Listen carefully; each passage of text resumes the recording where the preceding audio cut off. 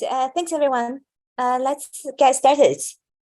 So first, welcome everyone for joining the ZKP Web3 Hackathon hosted by Berkeley Center for Responsible Decentralized Intelligence. So this is our overview session. Next slide. So the goal for this hackathon is to grow the ZKP community and advance ZKP technology. And we've carefully designed a few tracks, and also there is some sponsored tracks as well. Next slide. Thanks to our sponsors and partners, the hackathon has up to over 200,000 in prizes. So the prizes include monetary prizes, but also in addition to monetary prizes, winners of the hackathon will also have a chance to get admission and scholarship to the ZKP summer cluster at UC Berkeley Simmons Institute, which is co-hosted by Simmons Institute and Berkeley RDI. So the Simmons Institute is an institute established to advance the area of theory and has hosted a lot of really exciting summer classes in the past. And we are really excited that this summer, the Simmons Institute, together with Berkeley RDI, will be hosting a ZKP summer cluster. And we'll provide more information later. Next slide. So for this hackathon, as I mentioned, there are a few tracks. And for each track, there's dedicated tasks that are well defined in the program task description of each track. And also there's self-selected tasks where the hackathon participants are free to choose what they would like to do in that track. And we have prizes for both dedicated tasks as well as self-selected tasks. And again, more information about these prizes will be available soon. And with this hackathon, we have a number of leading researchers and as judges, and also as well as leading practitioners in the community as well. Next slide. So as I mentioned, the hackathon is hosted by Berkeley Center for Responsible Decentralized Intelligence, RDI. So this is a new campus-wide center established at Berkeley that's multidisciplinary, including faculty and students from computer science, Berkeley Engineering School, and the law school, and also the business school. And the center builds on a strong foundation at Berkeley. Berkeley has been ranked as the #1 university for blockchain in the US, and also the #1 university overall in the US. Next slide. So RDI conducts a broad spectrum of interdisciplinary research. So for more information about the RDI research, please go to the RDI website, rdi.berkeley.edu. Next slide. And also, so RDI has been leading a number of MOOCs, massive open online courses, in collaboration together with a number of other institutions, including the world's first DeFi MOOC, and also the entrepreneurship in Web3 MOOC. So you can learn more about these MOOCs at defi-learning.org and web3-startups.org. Next slide. And also we are really excited that for this semester, we have been offering ZKP MOOC, a MOOC on zero knowledge proofs. And overall, we've had over 3,500 people enrolled across the world. So it's been really exciting. And this is actually what motivated us to launch the hackathon, given the huge interest in the MOOC and in the space in general. And if you haven't signed up the MOOC, please go to zk-learning.org. RDI also has a pillar in entrepreneurship and community, in particular, Berkeley Blockchain Accelerator is a non-dilutive accelerator that has incubated 85 teams, which has raised follow-on funding for over $450 million. So if you are interested in building a venture, please do check out the Berkeley Blockchain Accelerator as well. So, so now we are going to briefly talk about the hackathon timeline. So the participant sign up is open. So please do fill in the form on the hackathon website, zk-hacking.org, to fill in and to sign up and fill in your participant information. And also we have opened Discord channels for participants to discuss with each other and also find potential teaming. So we'll be releasing a sign up form soon. And this is due March 12th for team and track sign up. So of course, you can be a team of individual one person, but however, we do encourage participants to form teams. So this way you have team members to work together. And with the sign up form, you can select the track that you want to participate. And also we'll have a mid-hackathon progress checking April 4th, and April 21st is the submission first round of deadline. So that will help us to select the final demo participants, which will be announced on April 25th. And for the closing of the hackathon on May 2nd, we'll have both an in-person events at Berkeley and also online for submission demos, winner announcements, and a closing event with the ZKP workshop. Next slide. So to help the participants essentially learn more about the hackathon program and also getting contacts and learning from the industry partners and sponsors who have been developing various ZKP tools and frameworks and so on. So in the next close to 2 months, we'll have various events scheduled for the hackathon program. So in particular, we will have both in-person and online presentations from industry partners and sponsors that are offering prizes. So this will help the hackathon participants to learn more about the sponsored tracks and categories, about their prizes, and also get help from the industry partners and sponsors with their hackathon tasks.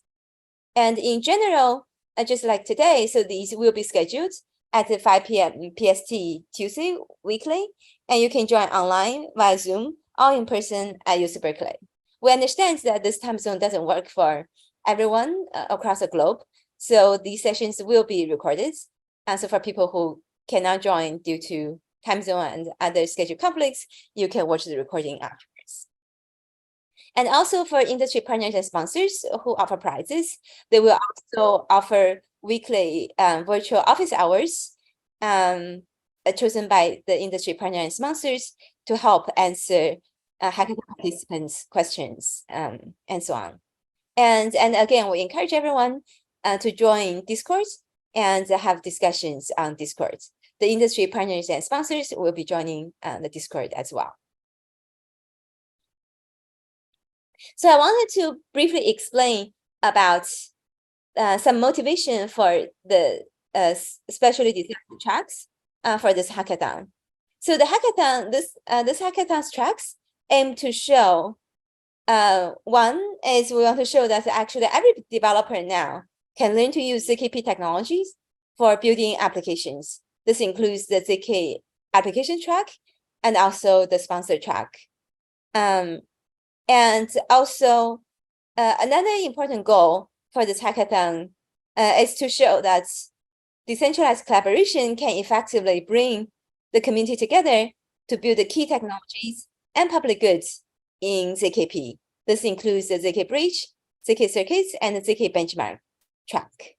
So the hope is that for these tracks, at the end of the hackathon, the community can really come together and build some of the key foundational technologies for the ZKP community. And we'll provide more details about the evaluation criteria for submissions. At a high level, your implementation will be reviewed with respect to the following criteria, including correctness of the implementation, efficiency of the implementation, quality of the documentation, and for some tasks, the participants are also encouraged to submit early. So time of submission is also part of the evaluation criteria. So now we are going to go into details of each of the 5 tracks. So the first track is the ZK applications track.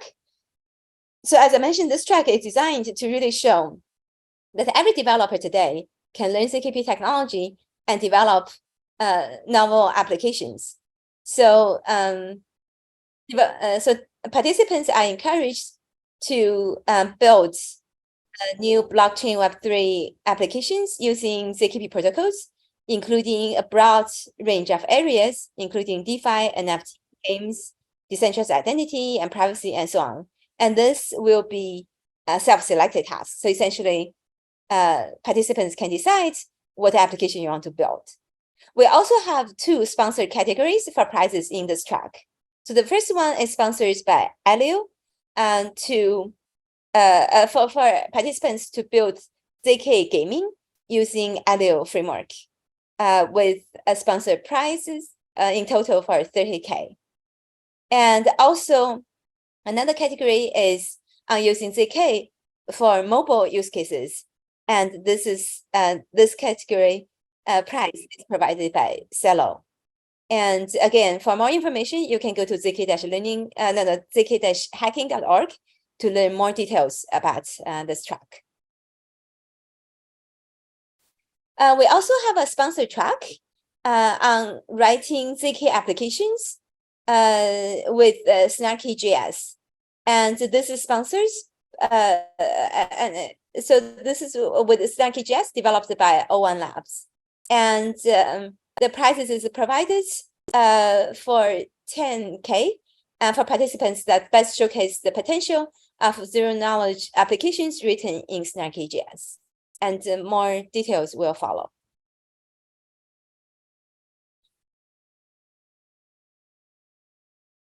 Yupeng, do you want to start?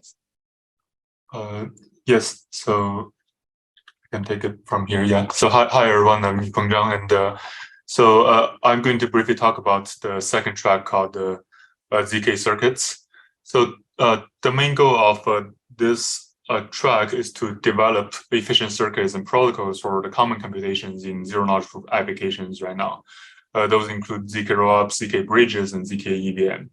And we also have a sponsored category for prizes in this track. It's sponsored by Scroll for 15K to develop circuits in the Halo 2 of CE framework. Next, please. Yeah. So there are 4 categories in this track. So the first one is kind of a basic category, just developing circuits for fundamental cryptographic primitives that are commonly used in zero-knowledge proof applications. So those include, for example, the hash functions of SHA-256, the Contrac hash function, 256 bits, and also the BLS signature, ECDSX signature, and ED 25519 signatures. So, and the participants are asked to submit circuits for these cryptographic primitives, and we will review the correctness of these implementations and also select the winners with the minimum size of the circuits. And another common interface used for zero-knowledge proof is the so-called R1CS, rank-1 constraint systems. And there are the interface used by intermediate representations used by SNARKS representations, such as gross 16. So we also accept submissions using the R1CS format. So for this category, you only need to implement these primitives as a circuit or R1CS. You don't have to run the zero-knowledge proof backends to generate the proof. So that is the category 1. So then the category 2 is for a little bit more advanced SNARKS technologies, so-called recursive SNARKS. So as you may know, right now, in order to improve the prover time and also reduce the proof size, sometimes we need to compose different SNARKs together. For example, we can generate the first proof using a Stark or a Fry protocols. And then in order to compress the proof size and put things on chain, we need another SNARK to prove that the proof generated by the first SNARK is actually valid. And then we can generate a second SNARK proof and then post it on chain. So in order to support, this technique is called recursive SNARKs.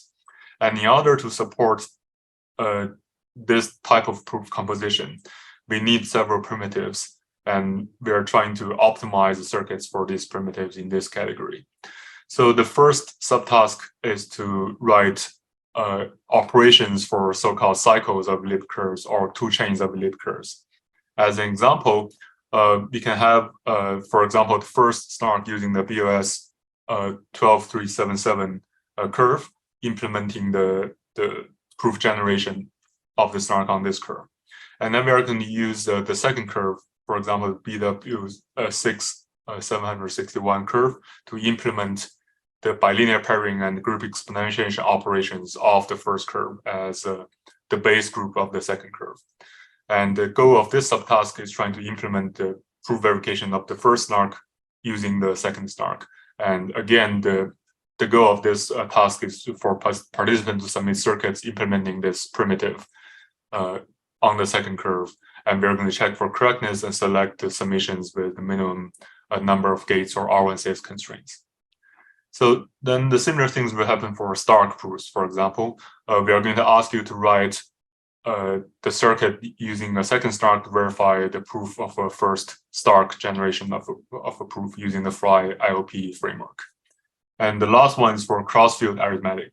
So a lot of times in SNARK proof compositions, we need to implement the additions and multiplications of one prime field over another prime field, the so-called non-native computations.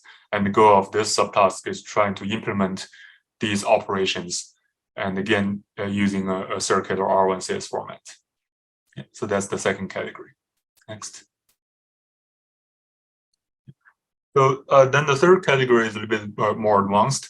So in this category, we are asking the submissions participants to design special purpose zero-knowledge proof protocols instead of just circuits or R1CS only.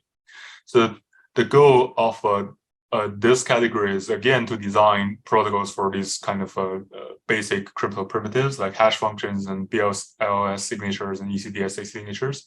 But this time, instead of submitting just a circuit or R1CS, we further ask you to submit a zero-knowledge proof protocol utilizing techniques such as customized gates, lookup arguments, or any other special protocols that you can design tailored for these specific cryptographic protocols. And the submission will consist of a zero-knowledge proof generation, the prover, and also the proof and verifier for this entire zero-knowledge proof protocol of these primitives. And again, we are going to check how much everyone would have. Again, we're going to check the correctness of the implementations and also compare the prover time, proof size, and verifier time with some reference implementations generated automatically from existing libraries. And that's the third category. Yeah, in the last category is actually sponsored by Scroll. So here we are asking, so they're trying to ask participants to design circuits in this Halo 2 CE platform. And they're going to provide specifications of this development environment, which is an extension of the proof system used by the Ethereum Foundation's PSE team's zkEVM project.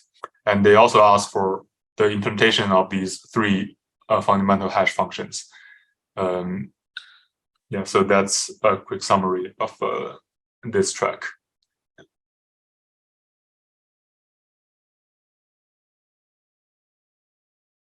Okay, so next I'll talk about the zkBridge track. So as we all know, so we hope in the future of blockchain is a multi-chain universe, and cross-chain bridges provide the generic and efficient communication across blockchains.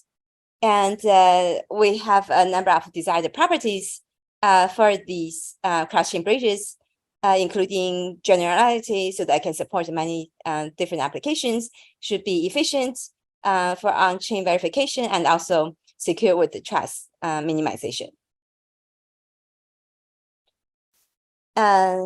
So previously, so far, the bridges mainly has so this bridge solution in general rely trust on external trust on intermediaries.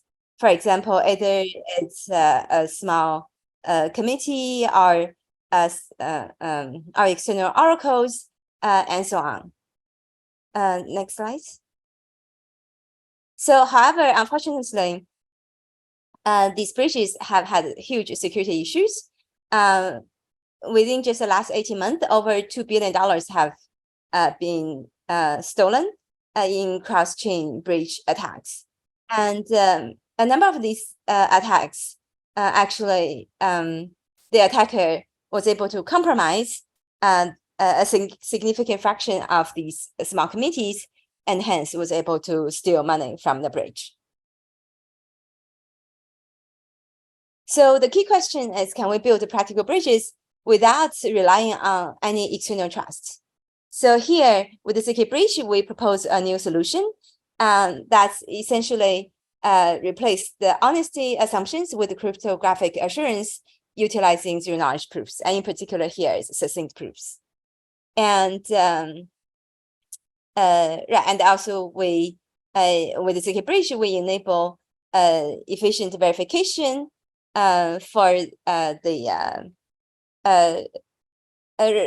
enable efficient verification for on-chain with these block headers. So now let me briefly talk about how zkBridge works.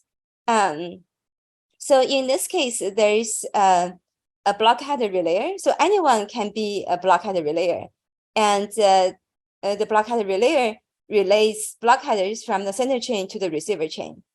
And when the block header relayer relays the block header, it will also generate and attach a proof, a succinct proof that the block header is correct. And this proof essentially is consensus specific, depending on the consensus on the sender chain. And the proof essentially proves the light client verification. And on the receiver chain, there is an updater contract. When the updater contract receives the submitted block header and the proof, it will verify the proof. And if the proof is verified, then it essentially will accept the newly relayed block header. So with the zkBridge approach, also it breaks the monolithic design of typical bridges. So with zkBridge, we actually have, in this case, 2 layers. So the zkBridge itself actually focuses on what we call base layer, where in the base layer, the block header relayer only relays the block headers and generates and attaches the proofs, which gets verified by the updated contract on chain. So in this case, with the base layer, the updated contract provides an API to applications that's built on top of the zkBridge to provide the latest state and block header information of the sender chain to applications on the receiver chain. So the applications on the receiver chain can develop their application contracts utilizing the APIs provided by the updater contract. So with this approach, we decompose a typical monolithic bridge design into the base layer and allow other applications to build on top. So there are a number of advantages of zkBridge. It provides minimized trust. So actually, in this case, the updated contract does not need to trust anyone. So in this case, right, the bridge doesn't need to trust anyone because it can verify the zero-knowledge, the succinct proofs. And also with advanced ZKP technologies, it can enable efficient on-chain verification. For example, purpose-built zk SNARK can enable efficient on-chain verification that the block headers are correct. And also with this approach, it's truly permissionless and decentralized. The block header relayers and provers are not trusted, so anyone can join, anyone can be a block header relayer. And also with this approach, it's extensible and universal. So developers can develop their own applications on top of the base layer. So zkBridge is just the first step. So with the zkCollective, we hope to bring the community together to build a secure universal foundation for multi-chain interoperability. And also you can join the zkCollective by filling in this form. So the goal here is to bring the community together to build a secure universal foundation for multi-chain interoperability. So for security, it's trust minimized, as I mentioned already. And also, we emphasize that for better security, we need to have a defense in-depth design. This includes proof diversity, multiple implementations, and even potentially combining with other approaches such as optimistic bridge solutions. So by combining these different implementations and different approaches, we hope that this will enable a defense in-depth design to have the best security for the bridge. And also, we hope the bridge solution will be efficient and have good user experience with very low latency and very low fees, close to zero fees, and is highly extensible. As I mentioned, the zkBridge focuses on providing the base layer and allows others to build rich functionalities on top. And through the community efforts, we hope to make this solution also universal. And we hope to help each chain to be more ZK and proof friendly, and help each chain to build out their state proofs. And we hope this community effort can also be self-sustainable. So the zkCollective has a number of key principles. Is to promote open source and open ecosystem and bring the community together to build public good and foster collaborations across the community. So zkCollective essentially brings together community members in essentially all different sectors, including researchers, developers, and node operators, and so on. Next slide. And the goal is to bring the community together to conduct research, education, and the various activities, including standardization and so on, to help, again, build this secure universal foundation for multi-chain interoperability, and also for advancing the ZKP technology. Yupeng. Yes. So yeah, next I'll just continue the introduction of the zkBridge track in the ZK Hackathon. So basically, following the design of zkBridge Don mentioned, so we are going to divide this track into 7 categories, taking care of different components of the zkBridge design. So these talks are highly composable and parallelizable, so it's actually great for decentralized collaborations. So then the goal is to bring the community together to build zkBridge as a public good and get diverse implementations to enable defense in depth. So and then next I'll just quickly go through these different categories one by one. Yeah, so the first one is the circuit design, and in fact this category has some common components with the circuit track I introduced earlier. So the goal is trying to write circuits for operations that are common in the design of zkBridges, and so that we can have a fast zero-knowledge proof generations and to get a proof for the verification of the zkBridges. So the examples include, for example, the catch-check hash function and then EC-DSA signatures. These are the same primitives used in the circuit track. So we are actually going to review these designs together as the circuit track. But there are some examples for specifically for the zkBridges, such as the ROP serialization, which is trying to design an algorithm for the conversion between the complex data structures and byte arrays. So we are asking participants to submit circuits for these operations. Next. Yeah. So the second category is considering smart contracts. So basically, we're trying to ask participants to write part of the updater contract. And the contract should verify the proof of the zero-knowledge proof and also maintains and updates the sender chain's state. And the submission should consist of a smart contract implementing these functionalities on the two chains of the zkBridges. Next.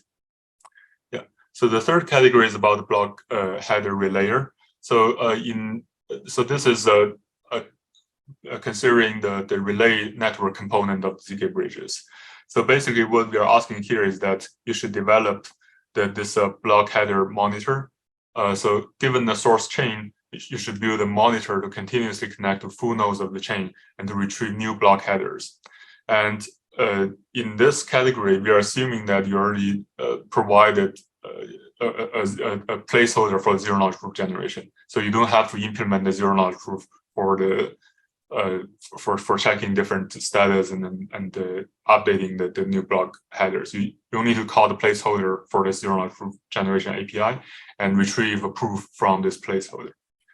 And after that, you should push the block header and also the zero-knowledge proof to the updater contract.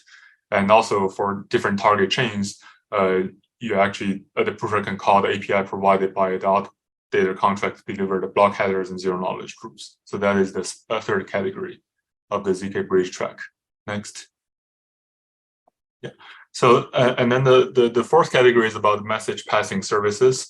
So in this category, we're asking the participant to implement a relay node. So basically, we need to monitor the sender's smart contract and gather information for transmission. And also, you're asked to implement the interfaces for the sender and receiver chain's smart contract. So this is talking about the smart contracts and the status update on the sender chain.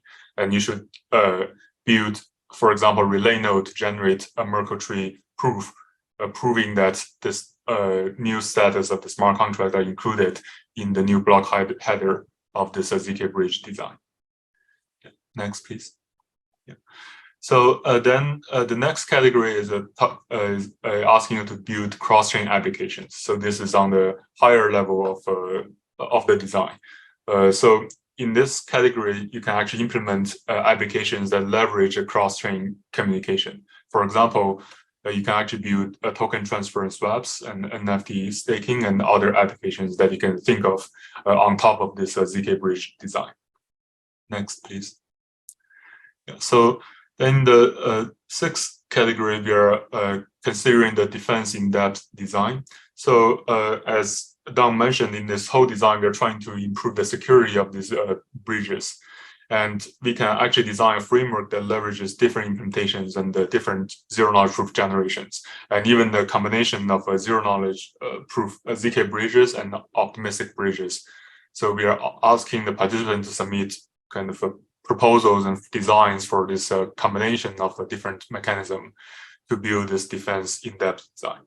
So you should prove security for your design and also design APIs for different bridge implementations and the logic for combining these different frameworks.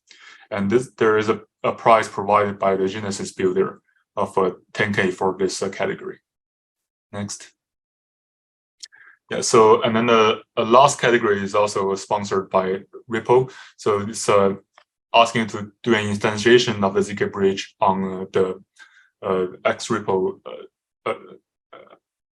ledger for the decentralized blockchain. So you should instantiate the zkBridge instantiation on this blockchain. And in particular, they have a specification about the hooks designed to verify smart contracts. And you can see the specification for more details about this design. Yeah. So yeah, overall, as I mentioned, the goal of this entire track is to get together the people from the community to try to build designs for this zero-knowledge proof for zkBridge applications.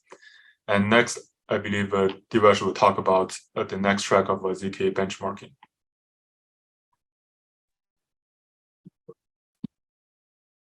Yeah, okay, thanks, Yupen. Now I'll talk about the zk benchmarking track. So first of all, why do we need such a benchmarking framework, right? So the reason is actually quite simple. We have a large, ever-increasing number of SNARK implementations today, and it's hard to choose the right one for a specific application. So the theoretical complexity of these implementations is very well known, but the concrete performance is hard to judge because of like the myriad of factors that affect the performance. So the goal for this track is to create a reference point for non-experts and experts alike, so that they can know what's the best SNARK implementation for their application. And we believe that the best way to achieve this is through the collective efforts of the community. And here we have the link to the website. You can find like this website offers a nice representation for all the results that we'll achieve. This is still a work in progress, but this is where the reference point will exist once the track is over. So so now I'll discuss the architecture of zk Harness. So the zk benchmarking project is also called zk Harness, and it has like 3 components. First is standardized inputs. So what I mean by this is we have standardized benchmarks, which represent the computations that we most that we see in the applications usually. And there's the standardized benchmarks, and there's other specifications which standardize the inputs on which we want to test the framework. The second part is standardized outputs. So when we run these benchmarks, we output the performance metrics that we care about in a standardized log, so that it can be analyzed finally by our front end, which displays all this information in a nice way for public accessibility. Okay.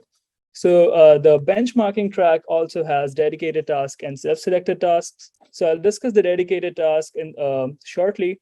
And the self-selected task could be things like you can benchmark the different polynomial commitments that we have. You could benchmark the GPU accelerated versions of the library, or you could benchmark the improvement that comes from using the custom gates that Yupeng was also mentioning before. So now I'll discuss the dedicated tasks one by one. So the first is the category 1 is arithmetic and ECC benchmarks. So like if you've been following the MOOC, you must have noticed that the major building blocks in building these SNARK implementations are the field arithmetic and elliptic curve operations. So field arithmetic is most popular SNARKs that we have they use a field. They have an underlying field, and it's important for the field to be efficient, for these implementations to be efficient. So we want to benchmark how efficient the field arithmetic is. And a lot of SNARKs use elliptic curves to build their polynomial commitment scheme. So we also want to benchmark how efficient these elliptic curve operations are. So this will sort of serve as the baseline for how efficient the building blocks were in building this SNARK implementation. The second category is circuit benchmarks. So here we want to benchmark the library's performance for the useful circuits that we see in applications. So the first one is arithmetic on SNARK's native field. So every SNARKs come equipped with addition and multiplication on a field FP, which is its native field. And this serves as the baseline performance. Like these are the most efficient things that you can prove, just addition and multiplication on FP. So that's one thing we want to benchmark to establish the baseline performance. Then there's the non-native arithmetic. So this is going back to what Yupeng mentioned about the cross-field arithmetic. So so I said that arithmetic on SNARK's native field is nice, but normally we have in applications we always don't have this option of working on the native field. For instance, in traditional programming, you use int64, and that is not that would not match with your native field. So we also want to support operations on things like int64, or we want to support some other field, FQ, for instance. Let's say you are using some cryptographic primitive which uses a different field, so you also want to support that. So non-native arithmetic is very important to benchmark. The third thing is SNARK-friendly cryptographic primitives. as you'll see, cryptographic primitives are very important. Like they are one of the most important things we prove within a SNARK. And since this recent development in this field, people have come up with SNARK-friendly versions of these primitives so that they are more efficient to prove. So some examples of this are the Poseidon hash function or the EDDSS signature. And so it's important that we benchmark them, but at the same time, we also want to benchmark the CPU-friendly cryptographic primitives like SHA-256 and ECDSA, because they're sometimes, like for legacy reasons, we just have to use them, or for better security as well, because they have been well known and they are better understood in terms of security than their SNARK-friendly counterparts. So when we benchmark these circuits, we'll basically be focusing on the following metrics: prover time, verify time, proof size, and memory consumption. And these circuits will belong to like one of the following computation models, like either R1CS or the Planckish arithmetization. So like CIRCOM, GNARC, and ARCWIC support R1CS, and Planckish arithmetization is supported by GNARC, Halo 2, Plonky 2, and Jellyfish. Okay. So the fourth category is recursion benchmarks.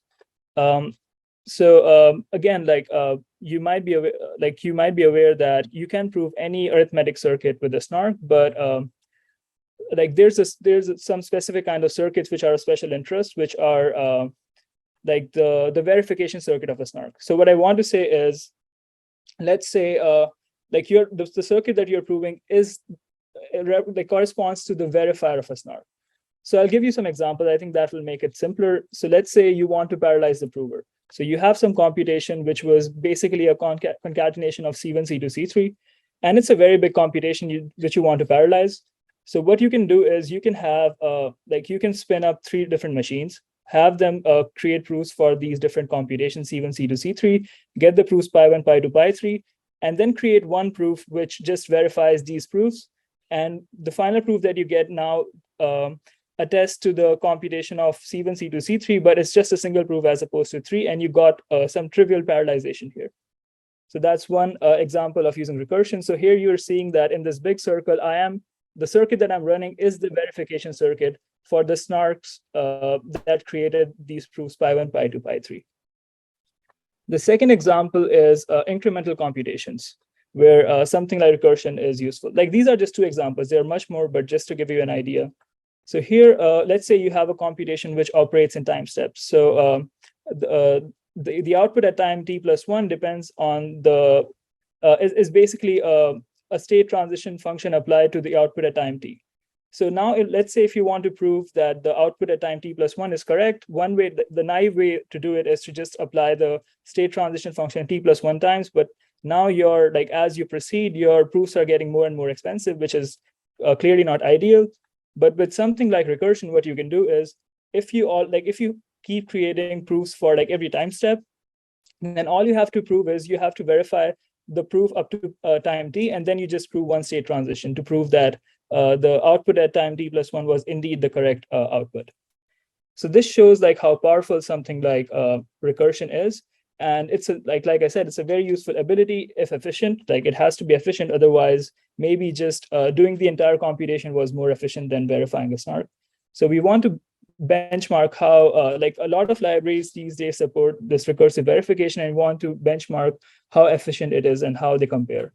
Because for some applications, this ability is immensely helpful. Okay. The final category of this benchmarking track is benchmarking zkEVM implementations. So the idea of zkEVM is to offload computation off-chain. So what I mean by this is the following.